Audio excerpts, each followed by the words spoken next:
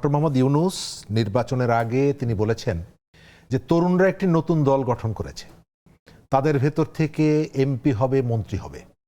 তরুণদের নতুন দলের নাম কি? নাম এনসিপি। মন্ত্রী হবে এটাও বলেছেন। আবার নাহিদ ইসলাম যখন সরকার থেকে পদত্যাগ করেন, ডক্টর ইউনূস সাহেবের স্টাফ, আমি স্টাফ শব্দটা ব্যবহার করব, যদিও তিনি উপদেষ্টাদের থেকেও বেশি পাওয়ার এক্সারসাইজ করতেন, শফিকুল আলম, তিনি তাকে পাশে বসিয়ে প্রেস কনফারেন্সে বলেছেন বাংলাদেশের ভবিষ্যৎ প্রধানমন্ত্রী।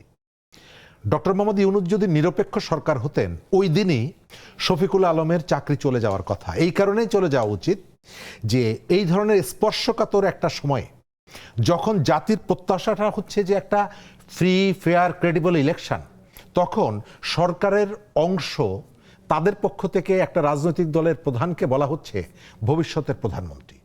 তৃতীয়ত, প্রশাসনকে তারা যেভাবে, আপনি খেয়াল করবেন যে বাংলাদেশে যখন বেসিক জায়গাটা ছিল গণ অভ্যুত্থানের, কি গণ অভ্যুত্থানের বেসিক জায়গাটা ছিল আমাদের এখানে একটা ফ্রি, ফেয়ার, ক্রেডিবল একটা ইলেকশন। যখনই ইলেকশনের কথা বলা হয়েছে, তখনই জামায়াতের পক্ষ থেকে বলা হয়েছে আপনি সংস্কার বিরোধী। অথচ জামাত নির্বাচনের 1.5 বছর আগের থেকে সারা দেশে প্রার্থী ঘোষণা করেছে, তার মতো প্রচারণা চালিয়েছে, কিন্তু অন্যরা যখন বলেছে ভোট কবে হবে, সঙ্গে সঙ্গে বলেছে তুমি জুলাই বিরোধী। তৃতীয় জায়গাটা হচ্ছে প্রশাসনকে তাদের মতন করে তারা সাজিয়েছে।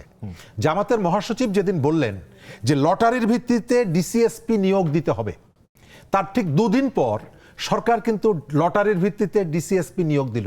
এবং তার ভেতরে তাদের যে লোকজন, এটা মোটামুটি বোকা ছাড়া সবাই বুঝতে পারে যে একটা রাজনৈতিক দলের একজন প্রশাসনের মধ্যে একজন কর্মকর্তাকে আপনি বগুড়াতে দিলেও তিনি যে সার্ভিসটা দিবেন, আপনি কুড়িগ্রামে দিলেও একই সার্ভিস দিবেন। আপনি বেছে বের করলেন কতজন লোক দলের সাথে, এবং তাদেরকে বিভিন্ন জায়গায় লটারি করে পোস্টিং দিলেন।